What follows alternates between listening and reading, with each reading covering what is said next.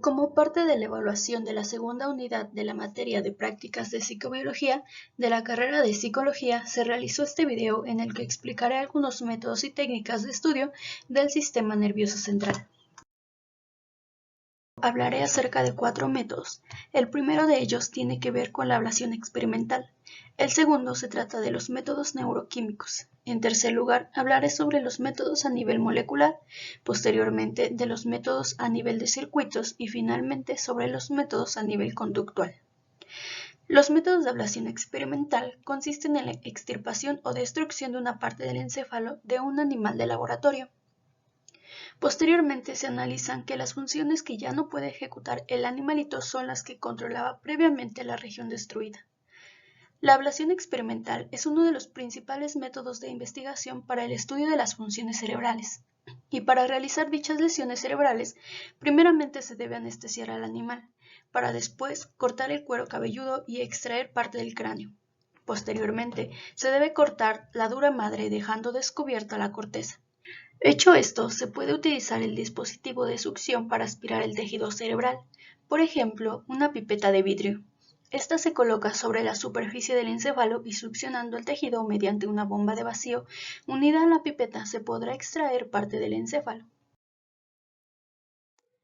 Los estudios de lesión o ablación experimental se enfocan en descubrir cuáles son las funciones que realizan diferentes regiones cerebrales para luego entender cómo se combinan estas funciones que dan lugar a determinadas conductas.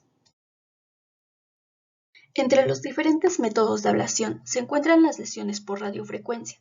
Este tipo de lesiones tiene el objetivo de destruir o desactivar regiones cerebrales específicas. Este método funciona haciendo pasar una corriente eléctrica a través de un electrodo de acero inoxidable que, salvo la punta, está cubierto de barniz aislante eléctrico, de modo que su extremo llegue al lugar adecuado. Este aparato produce una corriente de radiofrecuencia que produce una alta temperatura y por ende destruye las células cercanas a la región que rodea la punta del electrodo. También existen las lesiones excitotóxicas, que tienen el mismo objetivo que el método anterior, con la diferencia de que este tipo de lesiones destruye solo los somas celulares próximos al extremo de la cánula y no afecta a los axones que atraviesan la región. Este método funciona de una manera más selectiva, pues se emplea un aminoácido excitatorio como el ácido caínico, que destruye a las neuronas estimulándolas hasta que mueren. Las lesiones con la 6-hidroxidopamina es un método más específico en la destrucción de células neuronales, pues esta es similar a las catecolaminas, noradrenalina y dopamina.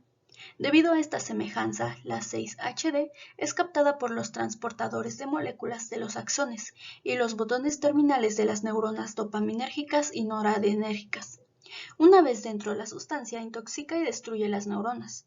Este método es eficaz para eliminar poblaciones específicas de neuronas dopaminérgicas y noradrenérgicas. También existe un método relacionado con la infusión de un anestésico local. Este tiene como objetivo destruir o desactivar regiones cerebrales específicas, inactivando temporalmente regiones cerebrales específicas. La cirugía estereotáxica consiste en situar electrodos o cánulas en una región intracerebral específica. Para este tipo de método es necesario el uso de un atlas estereotáxico para determinar las coordenadas, así como un aparato estereotáxico que incluye un soporte para la cabeza, que mantiene el cráneo del animal en la ubicación adecuada, un soporte para el electrodo y un mecanismo de graduación por el que se mueve este último soporte, en distancias ponderadas a lo largo de los 3 ejes espaciales, anterior-posterior, dorsal-ventral y lateral-medial. El método de perfusión del encéfalo consiste en extraer la sangre y sustituirla con otro líquido. Esto se realiza con el fin de obtener mejores resultados histológicos cuando no hay sangre en el tejido.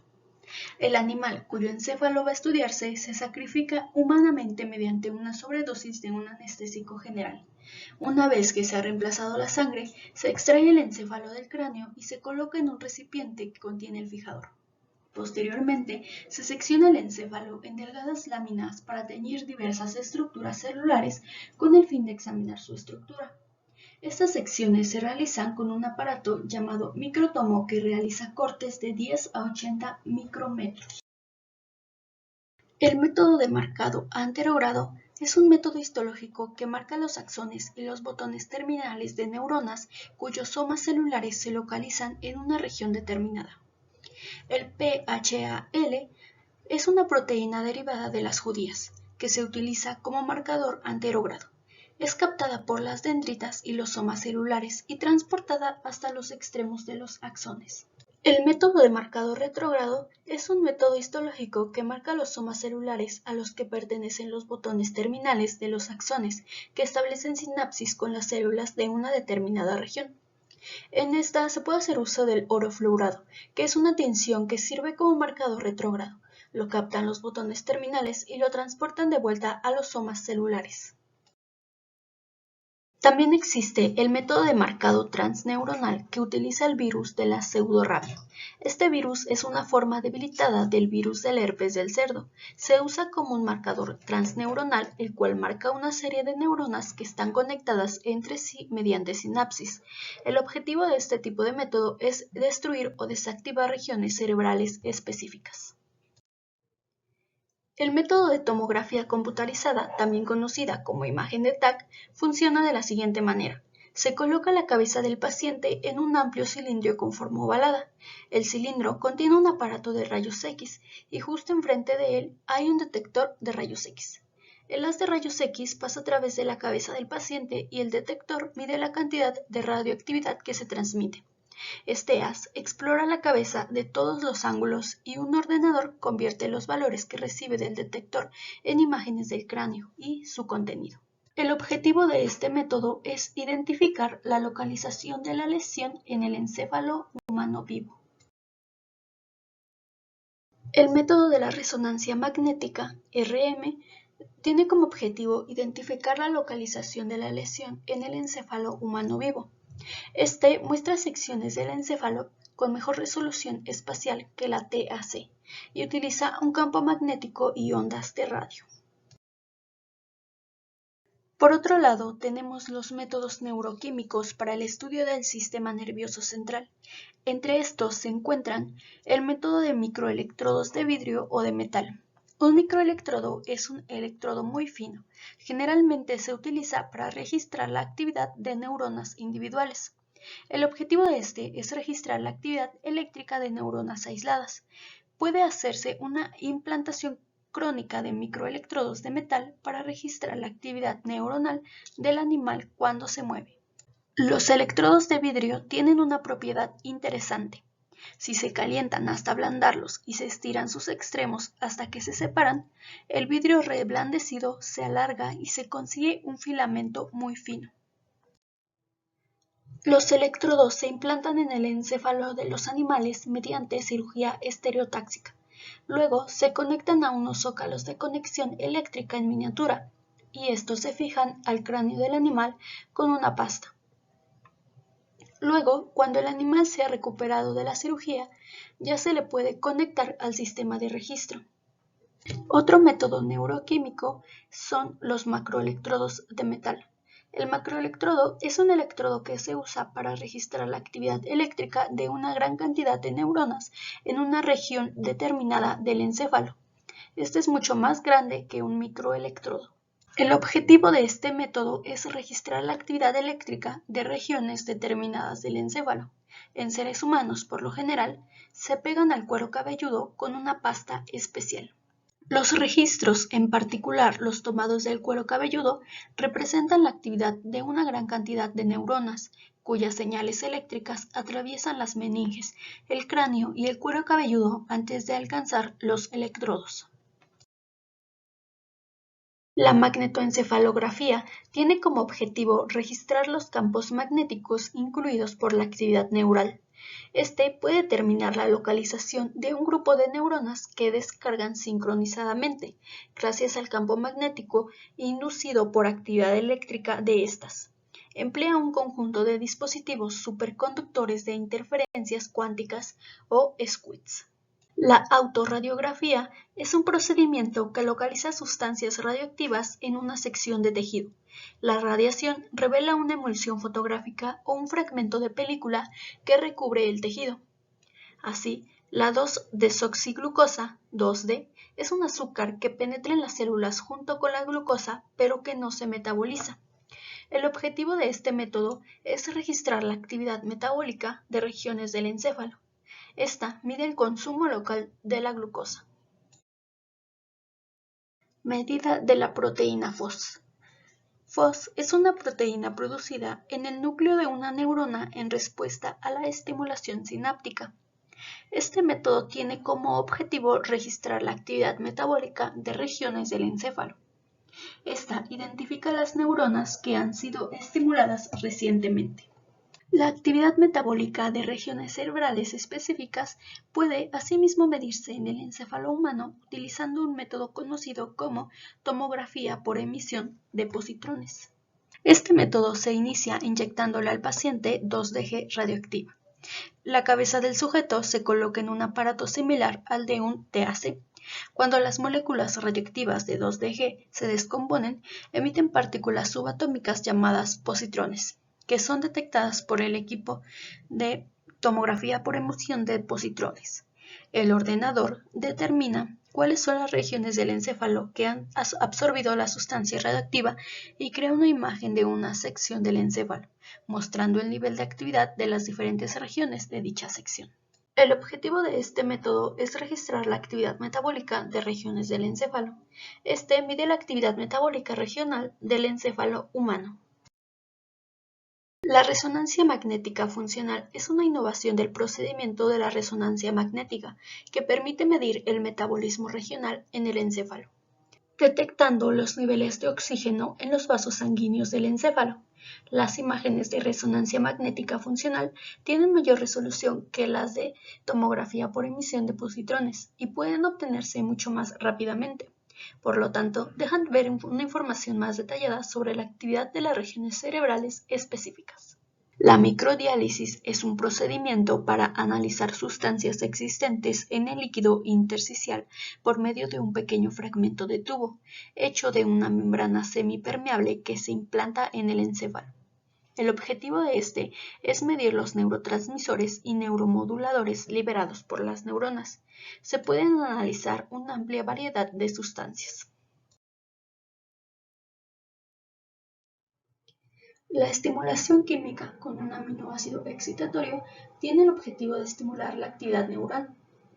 Este estimula solo las neuronas próximas a la punta de la cánula, no los axones que atraviesan la región. El principal inconveniente de la estimulación química es que es algo más compleja que la eléctrica, pues se requieren cánulas, tubos, bombas o jeringas especiales y soluciones esterilizadas de aminoácidos excitatorios. Sin embargo, tiene una clara ventaja sobre la eléctrica, ya que esta, como se mencionaba, activa los somas celulares, pero no los axones. La estimulación magnética transcraneal es la estimulación de la corteza cerebral mediante campos magnéticos que se producen aplicando pulsos eléctricos a través de una bobina electromagnética situada en una zona próxima del cráneo. Infiere en las funciones de la región cerebral que es estimulada. El objetivo de esta es estimular la actividad neuronal. La estimulación magnética transcraneal usa una bobina electromagnética normalmente dispuesta con la forma del número 8 para estimular neuronas de la corteza cerebral. La bobina de estimulación se coloca sobre el cráneo de modo que el punto de cruce en el medio del 8 se localice justo encima de la región que se quiere estimular. Los pulsos de actividad eléctrica envían campos magnéticos que activan las neuronas corticales. Los efectos son muy parecidos a los de la estimulación directa del encéfalo al descubierto. La localización por inmunocitoquímica de un péptido o una proteína es un método que tiene como objetivo identificar neuronas que producen un neurotransmisor o neuromodulador determinado. Esta requiere un anticuerpo específico. El método de localización por inmunocitoquímica de la enzima responsable de la síntesis de una sustancia tiene el objetivo de identificar neuronas que producen un neurotransmisor o neuromodulador determinado, útil si la sustancia no es un péptido o una proteína. La actividad metabólica de diversas regiones del cerebro humano vivo puede evidenciarse con el método de 2DG. pero para detectar las regiones activas se utiliza un equipo de TEP. El objetivo de este método es medir las sustancias neuroquímicas en el encéfalo humano vivo. Puede localizar cualquier sustancia radioactiva en el encéfalo humano. El método, mediante la estimulación eléctrica, tiene como objetivo estimular la actividad neural. Estimula las neuronas cercanas a la punta del electrodo y los axones que atraviesan la región. La localización mediante autorradiografía de ligandos radioactivos tiene el objetivo de identificar neuronas que contienen un tipo de receptor particular. Asimismo, el método por localización inmunocitoquímica de receptores tiene el objetivo de identificar neuronas que contienen un tipo de receptor particular. Esta requiere un anticuerpo específico. Por último, existe un método en el que se combina cualquiera de los métodos antes citados con métodos de marcado anterógrado o retrógrado. El objetivo de este es identificar neuronas que producen un neurotransmisor determinado o contiene un tipo de receptor específico. También identificar sus conexiones con otras neuronas de una región cerebral específica. Estos proporcionan información detallada acerca de las conexiones de tipos específicos de neuronas. Ahora hablaremos de los métodos y técnicas en psicobiología a nivel molecular para el estudio del sistema nervioso central. Para investigar el control genético de la función de las neuronas, los científicos tienen algunas técnicas muy efectivas. Por ejemplo, los microarrays, que pueden cuantificar la expresión de un gran número de genes simultáneamente. Un microarray es una superficie con decenas de miles de fragmentos de sondas de ADN de una sola hebra conectadas a ella. El material genético extraído de una neurona se puede unir a las sondas y a los marcadores fluorescentes que se utilizan para visualizar con precisión qué secuencias están presentes en la muestra. Asimismo, existe otro método que consiste en el PCR en tiempo real o cuantitativa. El PCR en tiempo real o cuantitativa utiliza equipos que pueden medir indirectamente la cantidad relativa de determinadas transcripciones de mRNA a través de un método basado en PCR. Este enfoque es extremadamente útil para detectar los niveles de expresión de los genes individuales. Otro método a nivel molecular es sobre la tecnología transgénica, que es una herramienta importante para investigar la función de los genes en el sistema nervioso. Por este método, los investigadores pueden producir animales con partes de sus genomas movidos, conocidos como knockouts, o con genes modificados insertados en su código genético, conocidos como transgénicos. Los tejidos del sistema nervioso de estos animales pueden analizarse de varias maneras para determinar cómo los cambios afectan a la función celular.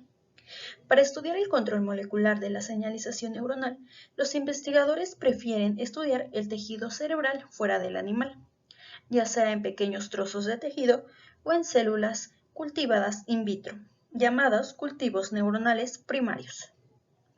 Una ventaja que tiene este sistema simplificado es la capacidad de manipular eficientemente la expresión de genes de interés en la señalización neuronal por transfección. Los resultados de estas manipulaciones genéticas pueden observarse por la visualización de localización de proteínas, análisis de la morfología celular o grabaciones electrofisiológicas. Existe también el método sobre la microscopía de fluorescencia. Esta se utiliza a menudo en combinación con inmunohistoquímica, en la que las muestras se tiñen con anticuerpos fluorescentes que marcan la localización celular de proteínas específicas. Ahora bien, sobre los métodos y técnicas en psicobiología a nivel de circuitos para el estudio del sistema nervioso central, se encuentra la optogenética.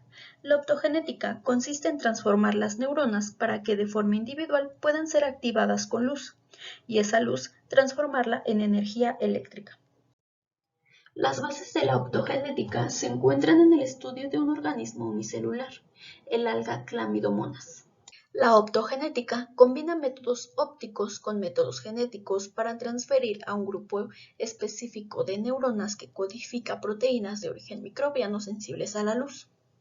La aproximación optogenética se basa en la introducción en células de genes exógenos que codifican proteínas fotosensibles, las cuales sirven para modificar el comportamiento celular mediante la luz.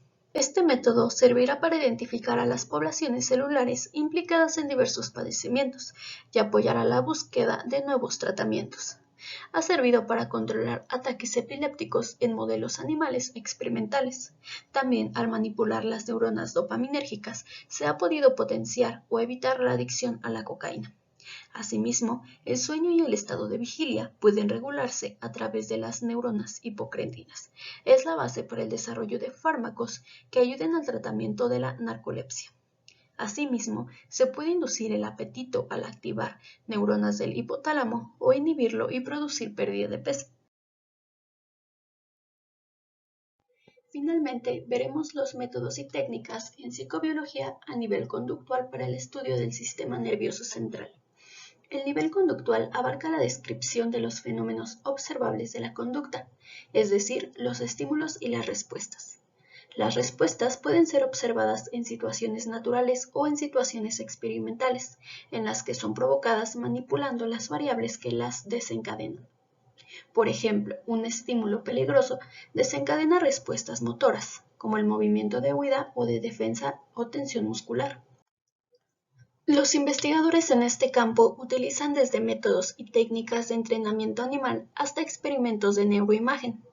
Entre las técnicas de entrenamiento animal se encuentra la famosa caja de Skinner. Skinner diseñó una caja para experimentar el condicionamiento operante, también llamado instrumental. Su objetivo fue medir cómo los animales reforzaban o no su conducta en relación a la consecuencia de sus acciones.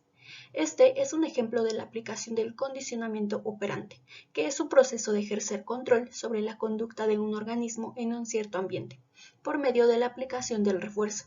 El refuerzo es un evento que va seguido de la conducta y altera la probabilidad de que ocurra dicha conducta. También existen otros métodos en el que se hace uso de diferentes tipos de laberintos para la evaluación en roedores. Por ejemplo, el laberinto acuático de Morris, que consiste en un recipiente redondo de polipropileno sin zonas diferenciadas y lleno de agua. En algún punto de la piscina existe una plataforma que no llega a sobresalir sobre el nivel del agua y que permite al roedor escapar del agua colocándose sobre ella. Esta prueba permite medir el aprendizaje espacial y orientación espacial, haciendo uso de diversos tipos de memoria, como memoria a corto plazo, memoria de trabajo y memoria a largo plazo. También existe el laberinto radial, que consiste en 8 brazos equidistantes de aproximadamente 120 centímetros, colocados radialmente en torno a una zona central circular. Al final de cada brazo puede colocarse comida sin que ésta sea visible desde el centro del laberinto. Lo más habitual es introducir el laberinto en un tanque circular de agua y emplear una plataforma como estímulo reforzador en la prueba. La tarea del laberinto radial clásico sirve para evaluar dos tipos de memoria de referencia y memoria de trabajo. La memoria de referencia se considera disminuida cuando el roedor no visita solo los brazos en los que cree que habrá una recompensa, mientras que la memoria de trabajo se evalúa negativamente si el roedor entra más de una vez en cada brazo. La electroencefalografía es una técnica de exploración funcional del sistema nervioso central, mediante la cual se obtiene el registro de la actividad eléctrica cerebral en tiempo real. En este contexto, mientras se realiza cualquier actividad relacionada a los procesos cognitivos superiores, como lo es el lenguaje. La neuroimagen, también conocida como neuroradiología o formación de imágenes cerebrales, es aquel uso de diversas técnicas que se utilizan para obtener una imagen de la estructura, función o farmacología del sistema nervioso. La resonancia magnética funcional mide los pequeños cambios en el flujo sanguíneo que ocurren con la actividad del cerebro. Pueden utilizarse para examinar la anatomía funcional del cerebro. La resonancia magnética funcional puede detectar anormalidades dentro del cerebro que no se pueden encontrar con otras técnicas por imágenes. Asimismo, la imagen por resonancia magnética es un procedimiento diagnóstico en el que se utiliza una combinación de imanes grandes, ondas de radio y una computadora para producir imágenes detalladas de los órganos y las estructuras del interior del cuerpo. Sin duda, conocer en la medida de lo posible el funcionamiento del sistema nervioso central es de suma importancia, pues este controla la mayor parte de las funciones del cuerpo, transmitiendo los mensajes entre el cerebro y el resto del cuerpo. Es impresionante cómo a partir de la aparente simplicidad de las neuronas comunicándose con otras, se origina la complejidad del sistema nervioso central, que nos hace ser lo que somos, nuestros pensamientos, sentimientos y comportamientos.